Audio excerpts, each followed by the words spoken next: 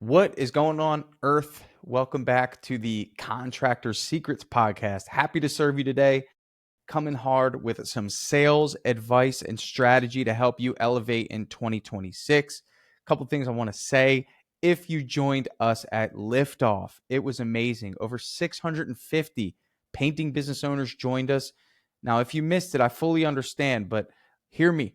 We did something different this year. We packaged up every single lesson, which there were 24 lessons from 24 speakers.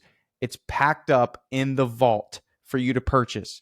So I can't give it for free and I can't discount it because that would take away from those that purchased it during the event. So you have to buy it, but I promise you, you will see the value almost instantly. So if you want all 24 recordings, head over to liftoff2026.com and you can purchase them and access them throughout the year. There was so much value. Commercial painting, self-generating leads, Facebook ad strategies, and introductions to individuals. We have all their booking links in there. We have everything you need. I mean, it's amazing. I would say it's $10,000+ of value. So yeah, I would appreciate it if you would go and check that out. And your purchase supports our mission for Liftoff to continue to make it the largest online event for painting contractors in the world. That's my goal. So wow, 2026 is here. We're in it now. Our feet are wet, and even in my painting business, I'm feeling good momentum this year. We're getting a lot more yeses. I love that. And our job as business owners is to convert maybes to yeses, right? You're going to get some hard no's. You're going to get some people in our business that, and this is for home service. This isn't just for painting, but they're hard no's for whatever reason. Maybe their motivation was a lot lower than they thought.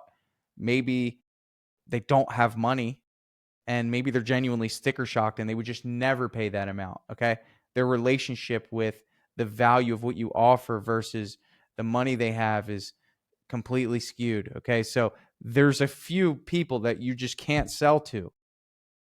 And then there's a few people that will just say yes because you're you, right? It's just a yes. There was a connection there. There was alignment there. They've seen your brand. They want to work with you. So I would say that there's 20% that are no. There's another 20% that are a resounding yes. And your job is to sway that 60%, okay, that's left to yes, okay? This is what makes or breaks a business, is your ability to do that on a consistent basis, okay? That's selling. Very important topic, okay? Got to know how to sell. Before I get into that, I want to share with you that I wrote a book, and this book is called The 31 Days of Value. And in this book, there's all sorts of lessons. And one of the lessons is on day 17. And what I love about day 17 is that it highlights the different value statements that you need to have. You need to be prepared for. And when I say value statements, I'm going to go through all of the reasons that somebody paints a house, and they're listed right here. But number one is they're selling the house. Number two is they're buying a house. Number three is the HOA is requiring them to get it painted. Number four, they want the color changed. Number five, there's a wood rot issue. Number six, peeling paint. Number seven, weather damage. Number eight, they want to update the look. Number nine, just regular maintenance. Nothing wrong. They just like to maintenance it. And number 10, there's some sort of special event like a holiday, a birthday, or something like that, okay? So all that's in here. And what I talk about on day 17 is mastering your walkthrough. But more importantly, it's just understanding how valuable the reason is. And this is a theme. If you've listened to this podcast for however long, you know that I'm going to go into the why, because I wish I had something more flashy for you. I wish it was like something cooler, but generally speaking, we can get all the information we need to provide value in excess of our competition if we just ask why and we intently listen to that reasoning, okay? So I have Julio doing sales calls now, okay? I'm positioning Julio to be the GM. He's worked his way up. He started off as a carpenter's helper in my business. And then from there, I put him on a paint crew. And then from there, he ran the paint crew. And then from there, he did so good that I put him in charge of 2 paint crews. And then he did so good Now he's in charge of 4 paint crews, and he's the production manager. And now I'm going to position him to understand the sales side, because I believe in growth within. And one of the things we're training right now is how he goes about follow-ups. I'm trying to work on that 60%, because if we can get him to follow up and build relationships through the follow-up, we're going to have a higher ratio of wins in that pool of people, okay? So I'm sitting with him yesterday and I'm talking to him and I'm like, okay, I pull out his phone, pull out DripJobs. I don't know if you've seen this, but we're doing some really cool updates on the DripJobs app. So it makes it really easy to call people, follow up. So if you like that, I love feedback. So let us know. Pull up the phone. We go to the proposal sent stage in DripJobs. Okay. This is why one of the things about DripJobs, it lets you organize people so you know who to call easily. Okay. So if you run a business right now, and you can't sit down, open up your phone, find who to follow up with quickly, and make a phone call fast, you're losing money, okay? Because we can't waste time. It's almost like the getting to the gym theory, right? How hard is it for you to get to the gym? You got to put the shoes on. You got to do it. You got to do this. You got to get in the car. You got to drive there. Like, it's like, I just want to be able to work out my garage. I'm a big fan of that, okay? So anyway, with that said, pull out the phone, get on the phone, and we make a phone call. It rings, and his opener is terrible. It's awful. So before we go into the meat and potatoes of what I was talking about earlier, I want to talk about the opener, how you open up the phone call. And for me, I thought this was kind of self-explanatory, but then I remember it's not. So I want to share it with you. His opener, as soon as he called, was, "Hey, may I speak to Mr. Hamilton?" So if you don't really understand sales and communication, one of the things I want to share with you is when you're selling something, you should have a gauge in your brain that's gauging how someone else is perceiving what you're saying. Okay. So there's this thing many people say is, don't care about what people think about you. Do you? Okay. In sales, it's very important to think, and our brains can do this. How cool is that? Our brains have the ability to perceive what other people are perceiving about us, because when we speak, we can hear. So right now in my head, I'm picturing how you're perceiving me talking to you on this podcast. And I'm constantly checking that as I'm talking, making sure that what I'm saying is making sense. So when you're making a follow-up call, it's not just a check-in. Every piece of that phone call matters, starting with the greeting. The greeting. "Hey, is Mr. Hamilton there?" Okay. There's 2 ways to do a greeting. One extracts cortisol. And if you don't know what cortisol is, that's the stress hormone. That's the defense mechanism. That's a telemarketer call. "Hey, may I speak to Mr. Hamilton?" What does that say in that little bit, in that little sentence there? You're not my friend, number one, and I'm trying to sell you something. This is a business transaction.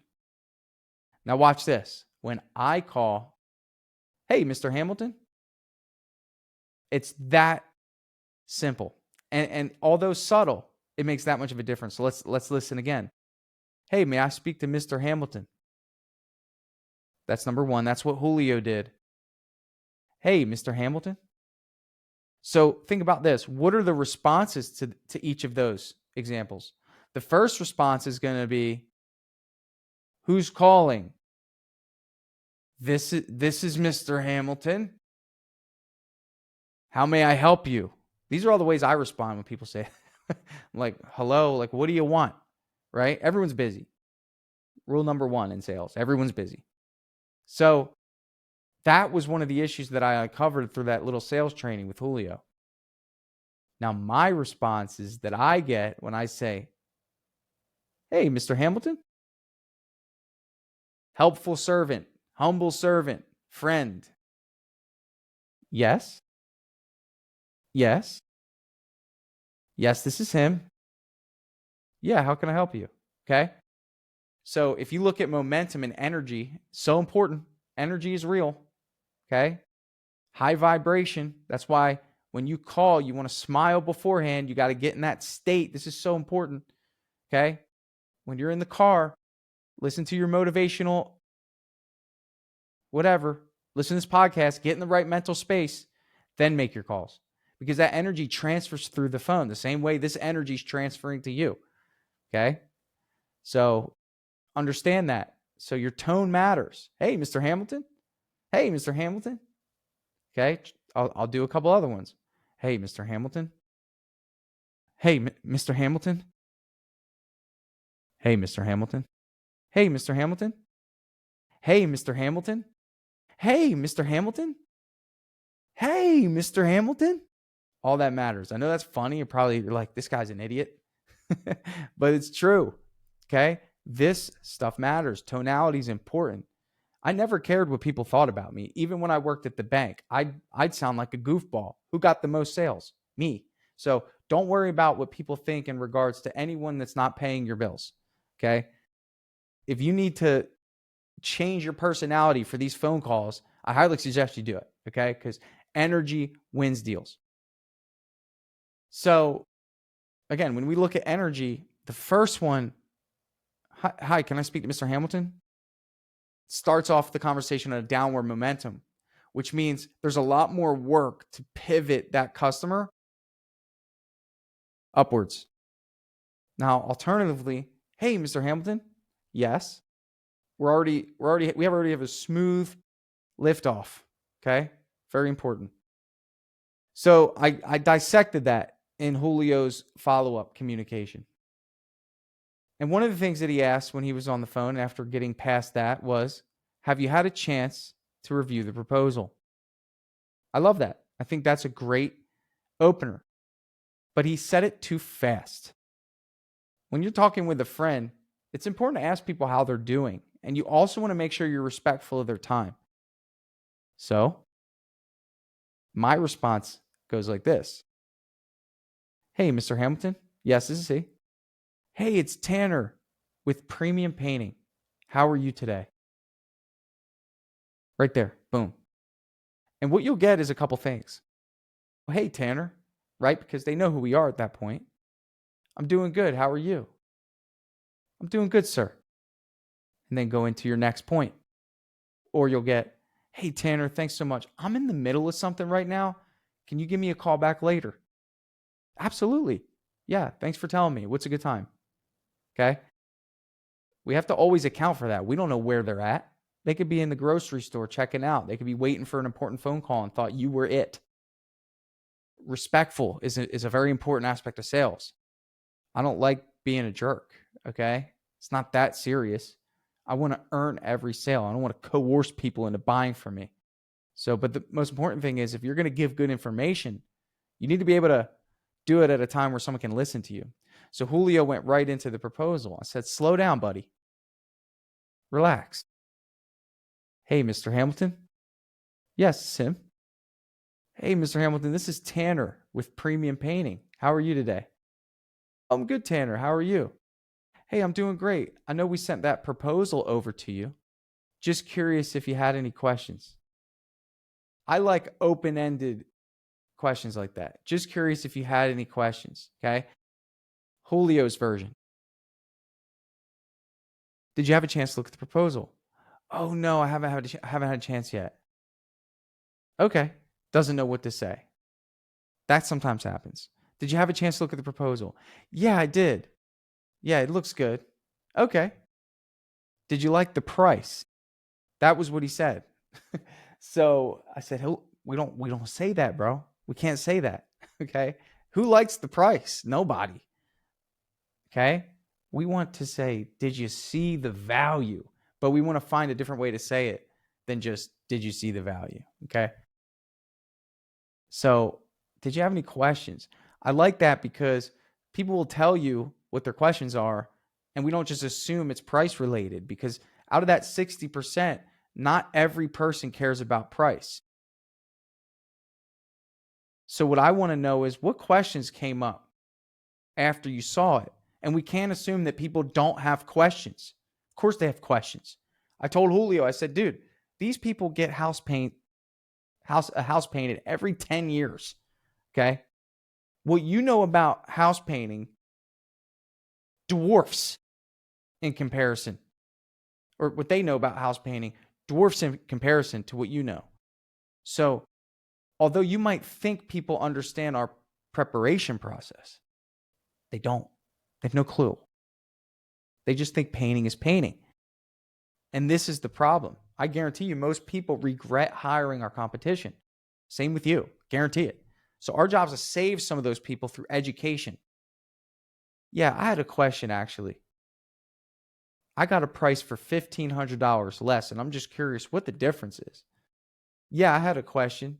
How soon can you get in?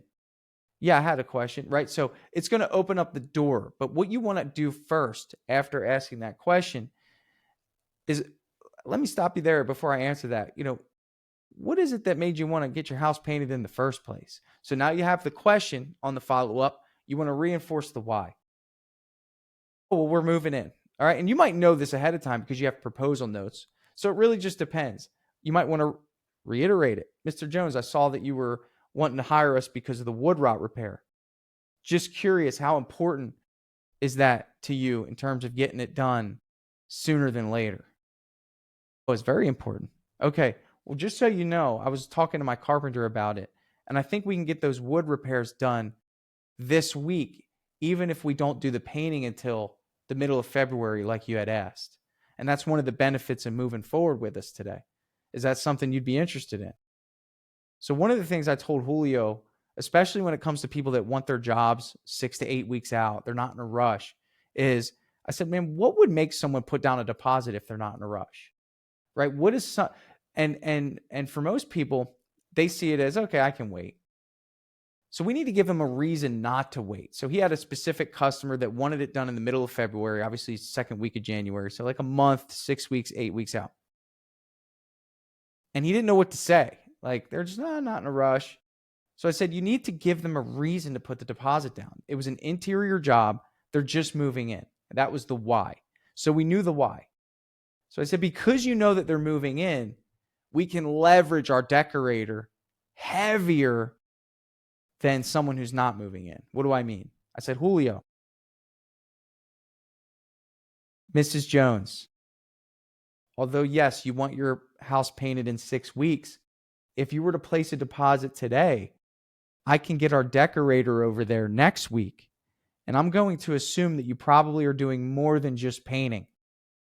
Are you doing flooring, maybe a backsplash, maybe some shiplap, maybe you're getting new furniture? Our decorator doesn't just do paint colors. She can also offer advice in these areas. Would you like us to get you scheduled in for that? And the same thing can happen on an exterior. Hey, Mr. Jones, I know you're not in a big rush, but one of the best things we could do is we can get the house washed before springtime, and we can get the job done before rainy season. So in other words, you want to create an anchor to something to create a reason for people to want to put down that deposit. Okay. And a lot of this always comes from the why, right? So I know we covered a lot about the follow-up and tonality and all that, but the goal here, and that's what day 17 was in the 31 days of value, okay, is uncovering that why so we can provide value around that why. So again, wood rot repair, okay? Well, first of all, we have to understand what the why is. The why is maintenance, upkeep, okay? The why is wood rot, right? There's wood rotting. So I need wood rot repaired. I need to paint the whole house, okay? And what I teach people is that, first of all, you should know all the reasons, which I already, if you don't remember them, rewind this. You should know all the reasons why people buy from you. This is a very important aspect of business.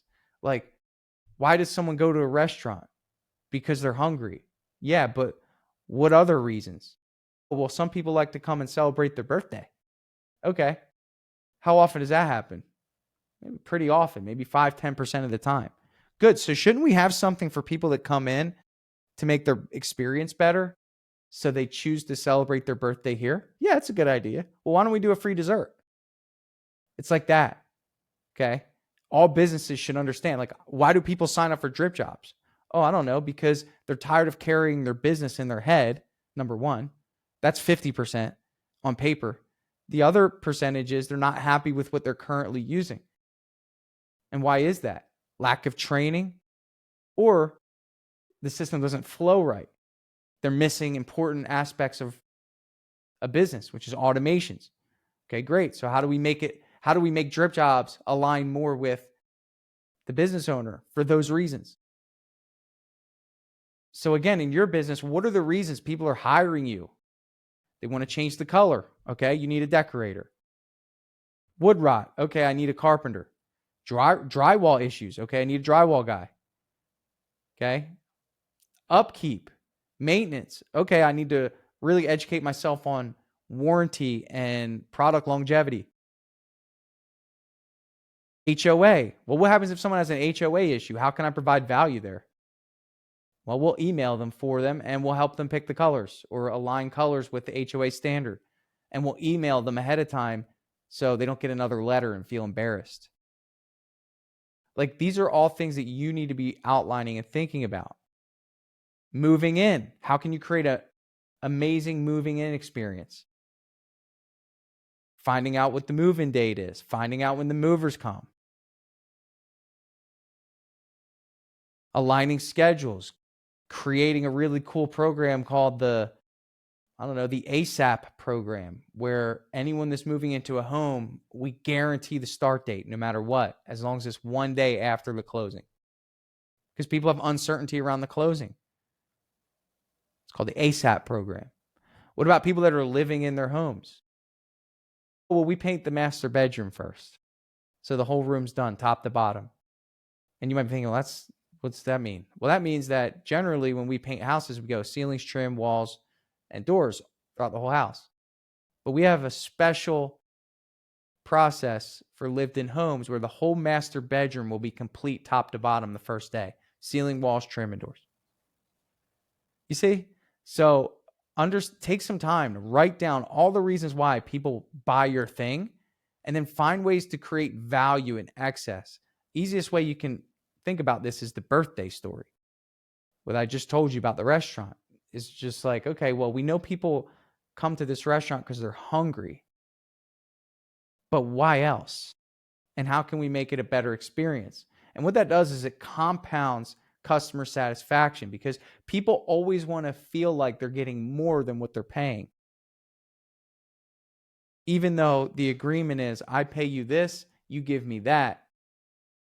As a business owner, you should always outdo whatever you're given. You should always give more than what you're given, always. So find ways to do that and translate that in your sales process, because you can't compete with other painters. It doesn't work. It's hard to do because the average customer doesn't value something they can't see. That's the hard part. It's easy for a customer to see a brand new Camaro, okay, fully loaded, and a Camaro that isn't fully loaded, right? And say, okay, well, there's a $10,000 difference between that Camaro and that one. And they say, oh, I see why. That makes sense. Okay. Well, if someone just wants a car to drive, they're not going to care. So you need to give them reasons to want the fully loaded option. The problem is that you're selling air. And that's another concept in the 31 days of value. You can get this on Amazon, by the way. Highly suggest you do it. It's a 31-day challenge, and it's all in here for you. Everything. Such a good guide for you. But again, we cover that in there. So these are things that I want to just highlight to you.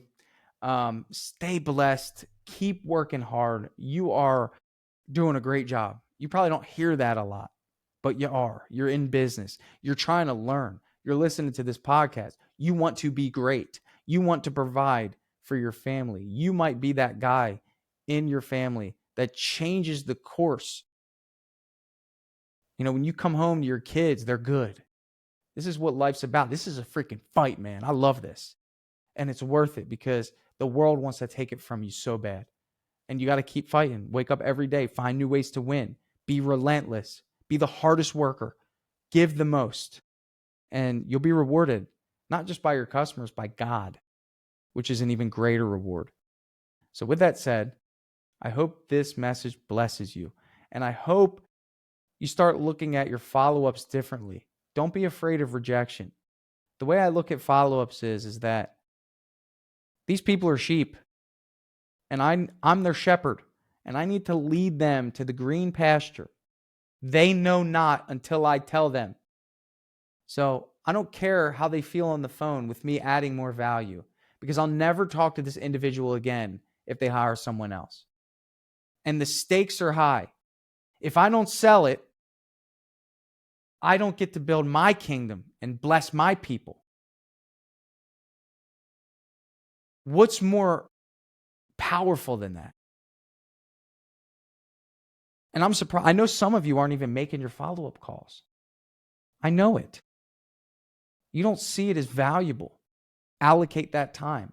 Dude, when I used to drive and do estimates every day, I used to call all day in the car. All day. Boom, boom, boom, boom. Calls, call. Getting better at it. Being okay with rejection. Okay? I think that's good for today. Thank you, guys. God bless you. Thank you for listening to this podcast. I hope this helps you. Don't forget, go to liftoff2026.com to get the recordings. I'm grateful for you checking this out, and we'll see you on the next episode.